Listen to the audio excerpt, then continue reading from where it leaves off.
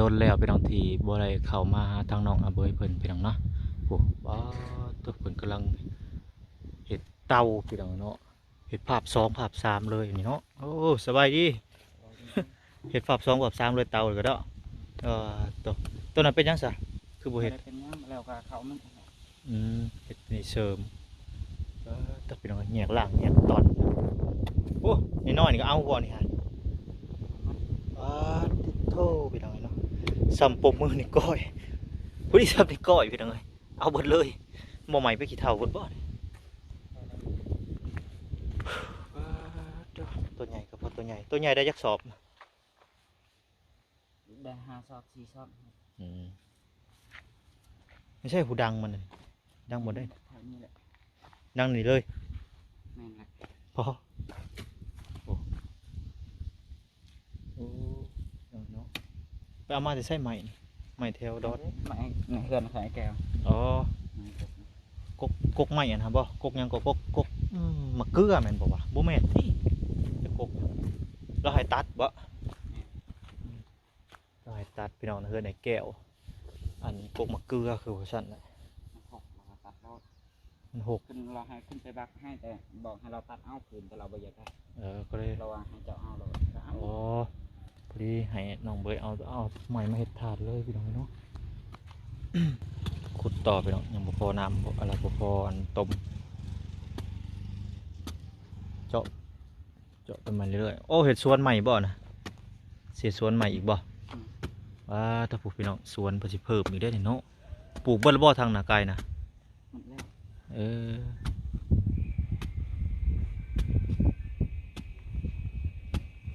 ดอกน้ำกับบ่ยากพี่น้อง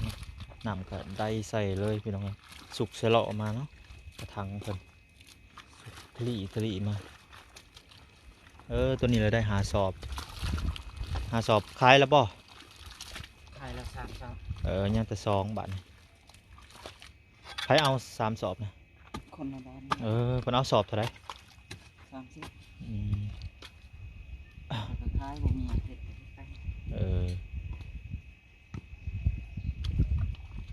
สอบ3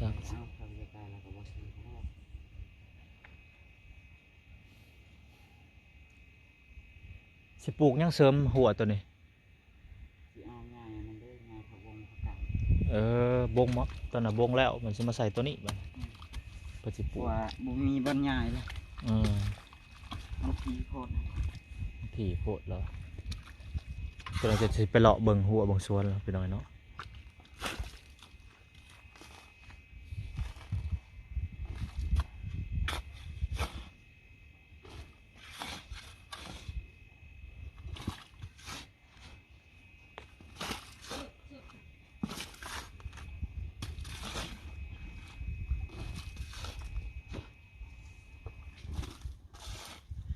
ลุยเลย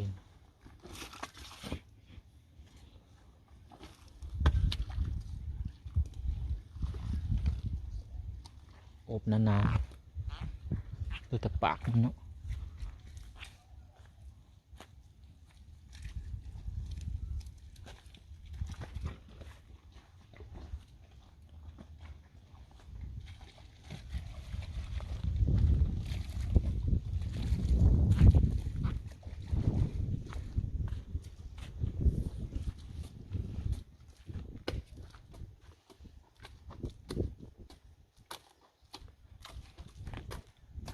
เทปเลาะบังหัวพี่น้องเนาะนี่โอ้หัวตัวนี้ว่าเศษเตาป่ะตัวนี้ว่าเศษเตาหรือมันเป็นอะไรตัวนี้เป็นยังสาเบยตัวนี้บริเหตุบ่ใหญ่พูดบ่ไหวคือสีใส่ไม้ลายแล้วแหละพี่น้องเลยตัวได้ยกประมาณ10 20 สอบก็ว่าเห็ดได้ใหญ่เนาะมันก็เป็นหัวพี่น้องหัวยาวเลยเนาะพี่น้องมาเบิ่งมันเป็นปลูกผักเนาะผักเป็นปลูกไว้จักปลูกปีชังพี่น้องดู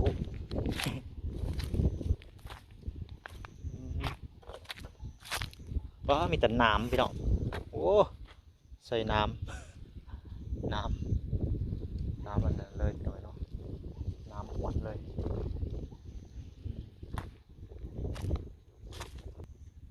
ามาเบิ่งก่อนพี่น้องเพิ่นฮดพักเนาะ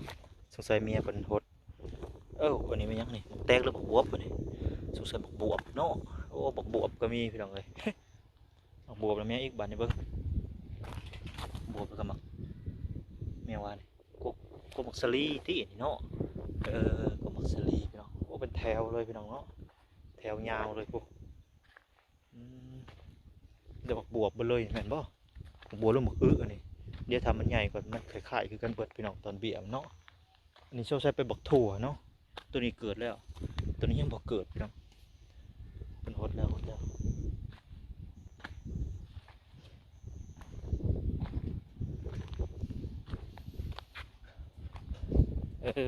สลีเนาะสลีผสมผสานเอาเมียงอันนี้ผักกาดบ่จะผักกาดเนี่ยเดี๋ยวผักอันนั้นของหอมป้อมพี่น้องแมนลีของหอมป้อมโอ้งามเด้อดินแถวนี่งามเลยพี่น้องเอ้ยนี่โอ้คือสิร้ายเติบพี่น้องเนาะเกิดเด้อดินแถวนี่เด้อเกิดคักมีขี้ฝุ่นไฟขี้ฝุ่นหัวโพนแต่ว่าจะกูดน้อยหนึ่งเนาะแต่มันใหญ่ขึ้นจะน้อยพี่น้องเอ้ยเป็นอื่นเท่านี้อาจจะเป็นรองน้ำเนาะโอ้อันนี้นี่เลยเป็นน้องทีเป็นน้องอาเบยเป็นตัดเนาะเป็นตัดเพื่อได้แก้วเอาให้เพิ่นแต่ว่าพื้นน้องอาเบยเอาเนาะผู้ที่เพิ่นอึบหัวเพิ่นเลยพี่น้องอันนี้ไม่ยั่งนี่ปลูกยังเสือนี่โอ้หลายแนวพี่น้องให้เพิ่นปลูกสุดเลยเนาะคือกวางเติบพี่น้องว่าฉันจ้ะบักโอ้แม่นลีบักได้พี่น้องเอ้ยบัก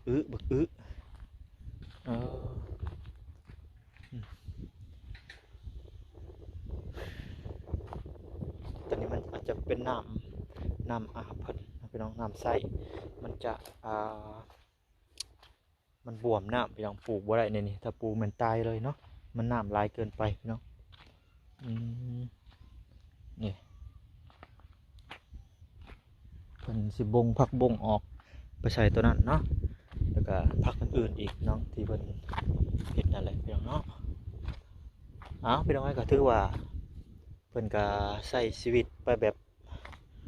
ธรรมชาติเนาะใช้ชีวิตแบบคือเก่าคือตะกี้แต่ก่อนเพิ่นจะเปลี่ยนวิธีชีวิตเนาะปลูกในพักในหญ้าแต่เก่ายังว่าอยู่ดงอยู่ป่าพี่น้องเนาะ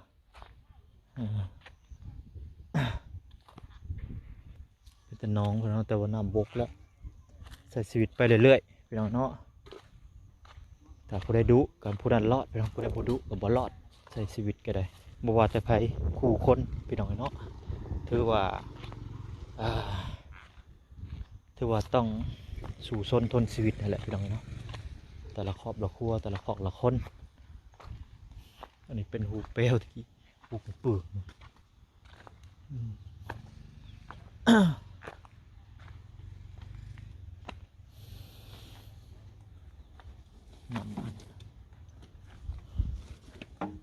สิใช้ทางปากมันบ่ตัวนี้เสร็จแบบนี้ใส่ยันต้มแล้วมันเปลืองมันเปลือกต้มวันโลวันมันโลลงสั่นซะอัดปากมันนั่นแหละอัดปากมันเสียบใส่เอามาใส่ทางหน้ามันพี่น้องหอยขี้ต้มโลลงวันนี้เขาขี้ต้มตัวได้โอบมันตัวนั้นบ่ใหม่แม่นบ่ตัวนี้โอบลายกับบ่ไม้ทั้งข้างมันต้องมีตัวน้อยเสริมแมนห่วยเผาใส่เตาใส่ท่อมันเป็นได้นี่กึ่งลงมาโลดจะก็อัดเข้าไปนี่เลยนัดเขาเอาดินบอกมาก่อนมันยังแตกเลยเนาะใช่ว่ามีแต่ปูนซื่อๆในบริษัทบ้านเป็นห้องเราจะอัดกับมานานมอดอีติมีแต่ปูนหาตะบะบ่ฮอนเท่านี้กว่าแดงคือการขายอยู่ทางใดรีมดมันมอดนั่นปูนทันเย็นมันก็มดกันขายรีมอดคือกันบ่ได้เขาก็ซื้อมาลงทุนเองลงทับมีแต่ปูนมันก็จะอยู่แล้วมันไปอยู่แต่ยันบุมีทานขายสันปูนด้านสอบมันก็โบมันเท่าที่ต้มสมีต้มนี่มันไม่ได้อยู่แล้วเบิ่ง มเจาะยังบิน อืม เดี๋ยวจนเอาควานเจาะไปเลยบางคนก็จะปะในเรื่อย อืม เจาะคอยก็เอาเรื่อยแล้วเจาะไปมัน อืมเมียไปใส่เห็ดกินบ่หนึ่งเขาวหนึ่งน้ำบ่ จากแรกไปคอกระไพน้ำพอคอยยังคายต้มอยู่ว่าจักจกหายสอง นั่นแหละ หายก็หายเราไม่ต้องมาเอาอีกคอยบอกคอยก็ชี้หายใส่ขืนอีกเบ้อมูยังทันล่างมือจักจมงะเอามาเดียวนี่เวลาคอยยาซะบ่ให้แล้วก็ยายังไผสิบ่ให้ขี้ต้มยังคามืออยู่ยัง บ่จกเอาก็ได้จกเอาก็ได้อันน่ะ คัน ให้ หายจะคอยสำหายก็หาบ่ต้องไปเอากับไผคอยดังอีกบ่เนี้ยเพิ่นสิเอาวิธีใดมาดังลองมึง ให้เมียจกเอาก็ได้ เอาไผหายเพิ่นจกแต่เพิ่นนั่งทาน่ะ เออ อยากให้เฮาจกให้เฮาไปที่ล้างมือมันใส่มือขี้ต้มในมือมันสิไปล้างมือคอยยาแล้วบ่ให้ก็ยายา คอยเป็นคอยไปกูพวกเมียก็ต้องมีผิดกันเถียงกันเป็นธรรมดา บ่ได้ด่าบ่ได้ปล่อยใครกันคอยแค่บอกว่าบ่ต้องมาเอาอีกทำบ่อยากได้เลยบ่ต้องมาเอากับไผมีอีกดังมันสิดังวิธีใดก็ดังมันสิคอใครแก้วดังแล้วแต่ส้น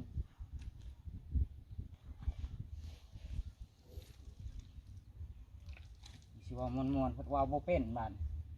มันมักเป็นแนวหายนะมันจะหายใส่เฮาเฮ็ดใส่เฮาให้เฮาหายมันดอกน้อยยังแต่เฮาหายแต่ป้างเฮาบ่เคยตีใครเฮาว่าเฮาก็ว่าแต่ป้างแล้วแป๊บเดียวเฮาก็หายนิสัยเฮาใครก็ฮู้บ่เคยสิไปโคใครไปกวนใครเวลาหายก็มีแต่เว้าให้เข้าแล้วก็แล้วไปแล้วก็ดีอีกบ่ได้มีการเครียดดอก ให้ก็อย่าคะแนนว่าอย่าใส่ลงมือลงตีนกันเนาะประมาณนี้ โอ้ยบ่เคยลงมือดอก แล้วก็ คือนักสุดก็มีแต่เพิ่นนั่นแหละลงมือก่อน เผลอๆเพิ่นตบหัวเผลอๆเพิ่นบิดหูแต่ก็บ่ได้ชนอันนี้ เพิ่นเฮ็ด เพราะว่า หยอกๆหน่อยหนึง อดคันอยู่นำมาได้ก็มีแต่นี้ขอหั่นแหละ อืม มีแต่ช่องย่างหั่นแหละช่องทางหั่น อืม สิตบสิตีก็คือว่าแหละคือกำเฮานี่โพดอลีแล้วเห็นว่าเขามาอยู่นำเราไปตบไปตีเขา อ่ะ กลับกลายเป็นเฮาบ่ดีคันเฮาดีแท้เฮาอยู่นำบ่ได้ทนนำบ่ได้เฮาก็หนี้ ผัวเมียผิดเถียงกันพี่น้องเอ้ยเป็นธรรมดาเนาะ บ่ต้องไปเว้าเขาบ่ต้องไปตีเขาแล้วก็แล้ว อืม บ่อยากได้ให้มันจะเมื่อก็เมื่อส่งมีแต่สมันแล้วมันว่าบ่คอยไปอยู่นำเจ้าเขายังเมื่อส่ง ถือว่าเอาเบยนี่แนวใดก็ได้ถือว่าเนาะอยู่คนเดียวก็ได้ อยากอยู่ก็อยู่ยังเมื่อก็เมื่อคอยมาส่ง อืม เขาว่าบ่อยากได้อยากเลิกกันก็เลิก อืม เรื่องเสียหายทำไมจะเว้าไปกันตำลังเนาะบ่ได้อยากว่าแล้วสิบ่ให้สิบ่เสียให้เขา อืม แต่ทางเขาตั้งใจอยากปะเองก็บ่ได้เสียหั่นแหละคันคอยตั้งใจปะหันคอยเสียเอาง่ายๆซะ อืม คันเฮาตั้งใจปะมันเป็นคือเฮานี่ลายใจเอาเขามาอยู่นำเลยสิปะมันเป็นเขาปะเองก็แล้วแต่เขา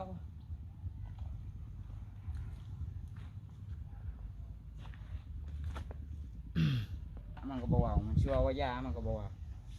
มีแต่มันให้เฮาตลอดนะเจ้ามันเป็นหยังมีแต่มันเอาคู่มือตายครับบ่รู้จักสาเหตุเลยเฮาเอาไปมางงมันเลย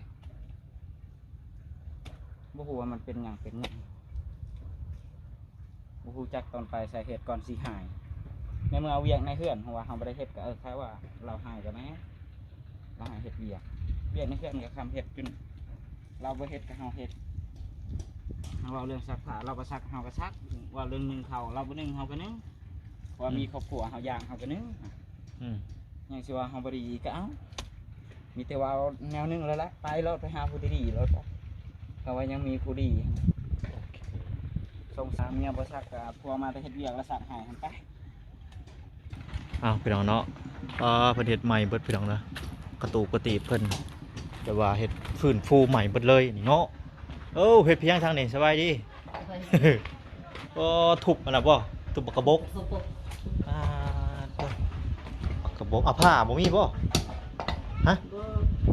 เต้ เจ้า ตัวตายลายดิ อ๋อได้แล้วอ๋อได้หลายเติบโลเท่าไหร่บ่ซื้อนี่ฮะ โลสหาย 25,000 โลสามพันกีบ โล20,000กีบ แต่จากโลนี่ประมาณวันนี้ติดระบบ ได้อยู่2 โล 2 โลเนาะอยากเบาเนาะ2 โลไปเก็บแถวได้อันนี้ฮะแถวอ๋อบอลที่ว่าไปค้าขุดกบขุดเขียดมันจะบอลนั้นนะ ไม่ไกล เออ ๆไปกับปลาแก้วนี่ อ๋อ เพิ่นก็ได้ส่ง ไปนำกันพาเก็บนำกันเนาะ เออ โอเคโอ้เห็ดผ้ากระตาดใหม่ไปเลยอ๋อเดี๋ยวมาเบิ่งทางในก่อนโอ้ผลใบทานในบ่อนเด้โอ้บ่อนกินข้าวเห็ดบ่อนกินข้าวคุณน่ะโอ้เห็ดโต๊ะตั้งโอ้เตาเห็ดเตาออกแบบใหม่เลยบ่นี่มันดังหนึ่งเข่าพี่น้องทางอเบยเป็นเห็ดเนาะเห็ดเป็นเลยพี่น้องเป็นสลัดได้บ่อนคนนั้นโอ้ขวบกระบกก็มีบาทนี่ขวดตอนได้อันนี้ฮะเว้นนี่จนใหม่ไปเลยเนาะบอกเป็นไข่ป่ะเบิ้งวานเด้มขวดกระบกมันหนักใหม่น้อยหนึ่ง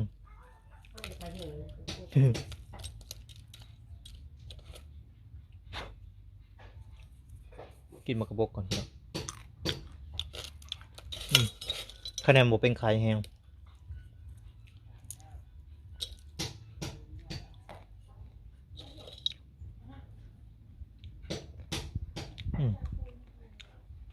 ได้อยู่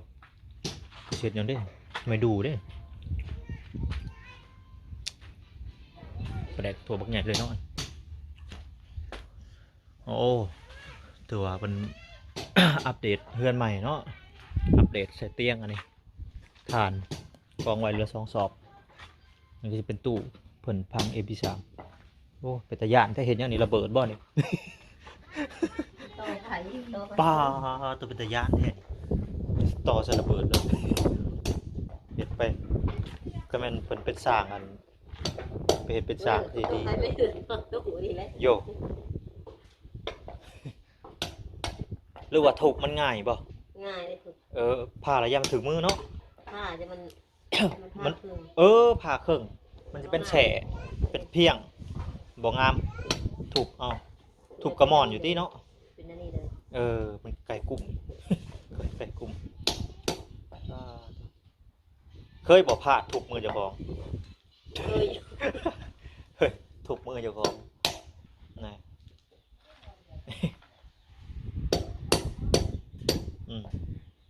เอาทำไปเรื่อยๆพอได้ซื้อไปได้แปลงนัวแม่ค้ามาซื้อเองไปขายให้เพิ่นเด้อฮะ เพิ่นมาซื้อเพิ่นเบิ่งแล้วมื้อเช้านี่ โอ้เพิ่นเบิ่งแล้ว เด้ โอเค ยังร้ายอยู่บ่ปากกระบกนะ เด้เดิน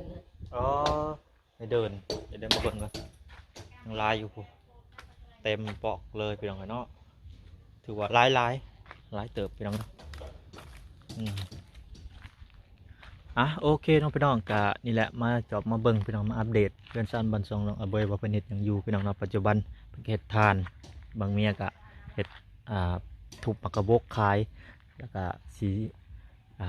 ขยายสวนพักอีกพอได้อยู่ได้กินพอได้ขายเนี่ยเนาะเลี้ยงปากเลี้ยงท้องเจ้าของนี่แหละพี่น้องเนาะโอเคสำหรับพี่น้องพอๆกันอีพีหน้าสำหรับอีพีนี้ขอกล่าวคำว่าสบายดีพี่น้องสบายดี